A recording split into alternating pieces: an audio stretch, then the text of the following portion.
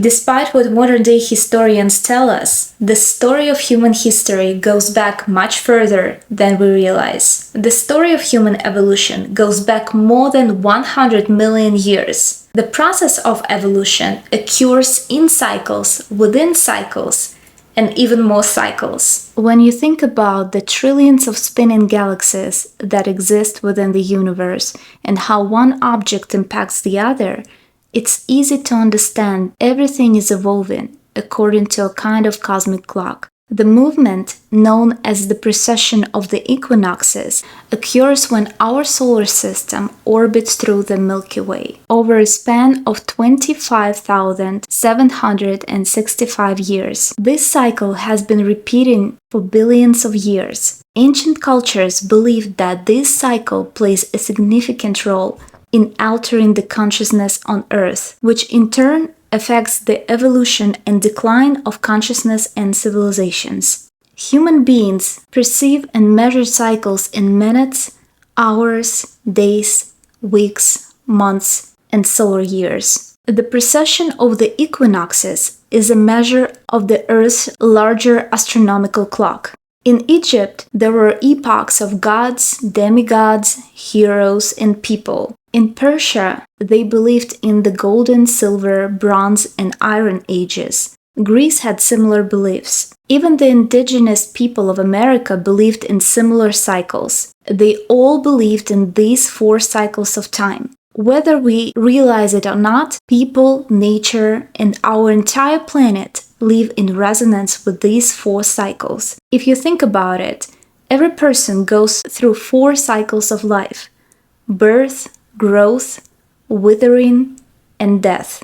Nature goes through the cycles of spring, summer, fall, and winter. And our planet has its own consciousness that goes through similar cycles. The cycles of time are not linear, but move along a descending and ascending evolutionary spiral of consciousness. The main cycle that is impacting humanity at this time is related to the proximity of our solar system to the center of the Milky Way. This cycle of time covers a period of approximately 24 to 26,000 years.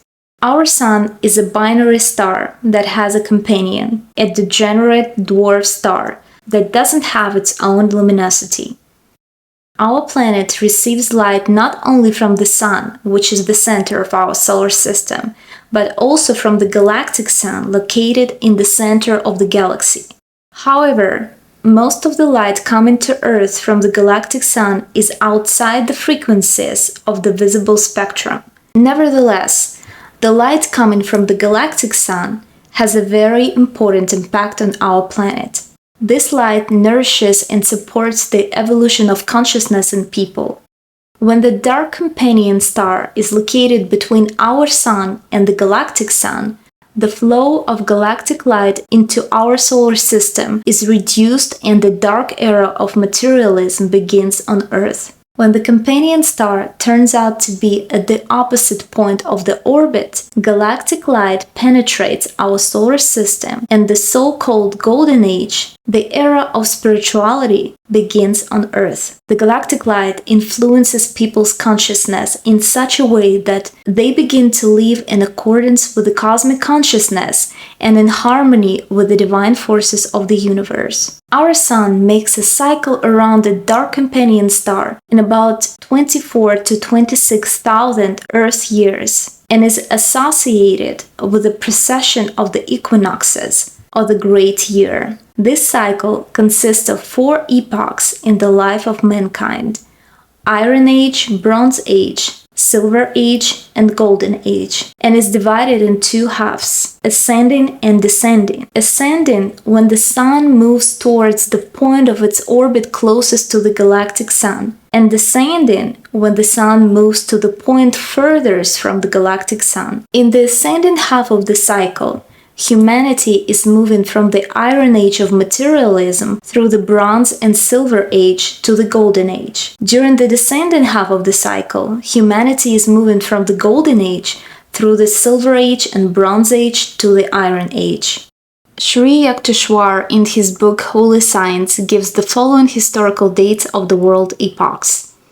Descending cycle started with Satya Yuga, or Golden Age, which took place around the year 11,500 BCE to 6,700 BCE. Treta Yuga, or Silver Age, was around 6,700 BCE to 3,100 BCE. Dwapara Yuga, or Bronze Age, was 3,100 BCE to 701 BCE. And Kali Yuga, or Iron Age, during the descending cycle, lasted from 701 BC to 499 CE. The ascending cycle started with Kali Yuga, or Iron Age, beginning 499 CE and ending around 1699 CE. The Dwapara Yuga, or Bronze Age, started in 1699 AD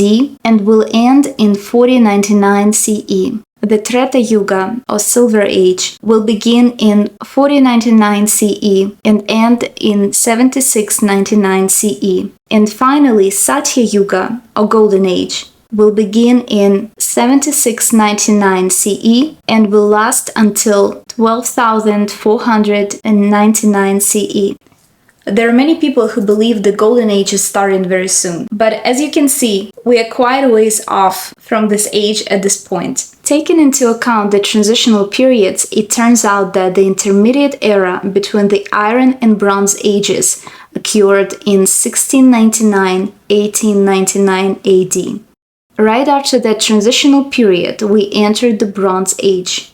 However, we must understand that the Bronze Age is still at the initial stage of its formation and will be finally formed only in a few centuries. But already now we can see its onset. The evidence of this is the huge achievements in the field of science and technology, in particular, the invention and increasing use of electricity, discovery and widespread use of atomic energy, the invention of the radio and television, the invention of laser surgery, the invention of electronic technology, automation of production, the invention of artificial intelligence, the invention of virtual reality. In addition, we can see an increase in human intelligence and an expansion of consciousness. The confirmations of this are a revolutionary discovery that matter is an energy fluctuation, expanded perception of the universe, the invention of transport that allows a person to move quickly in space, the invention of instant communication methods such as internet, the telephone, etc. The discovery of the possibility to leave the limits of the Earth's atmosphere and go into outer space. The tendency to question everything that has no evidence. Expanding ideas about spirituality. Despite the fact that we can already see many signs of the Bronze Age, it is very important to remember that it depends on us how harmonious its formation will be. In this transitional time, each of us needs to focus on our spiritual evolution, which will lead to the evolution of all mankind. Every century, we receive more and more galactic light as we move on an ascending cycle. That's why we already have all the necessary energy resources to launch the internal evolutionary process. It's essential to understand that the descending and ascending cycles of time are fundamentally different from each other in terms of the prevailing worldview on Earth, including spirituality.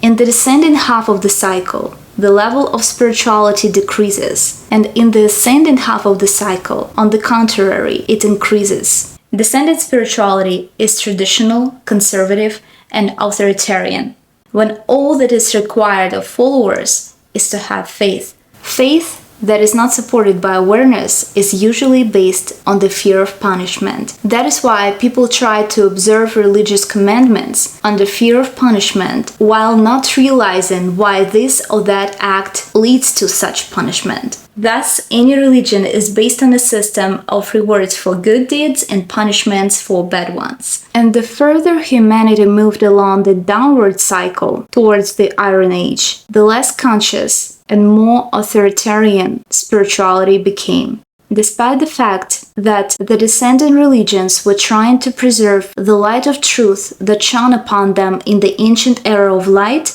they are all doomed to perish due to their own inertia. Any religion is based on sacred texts. The knowledge described and often encrypted in these texts is universal. However, this knowledge was interpreted by people who followed a downward path of development. At the time of releasing these interpretations for the public and the formation of religion based on them, humanity resonated with these interpretations, since they reflected the culture and traditions of the society of those times. It should be noted that during the Iron Age, strict rules and principles were simply necessary to establish order in society.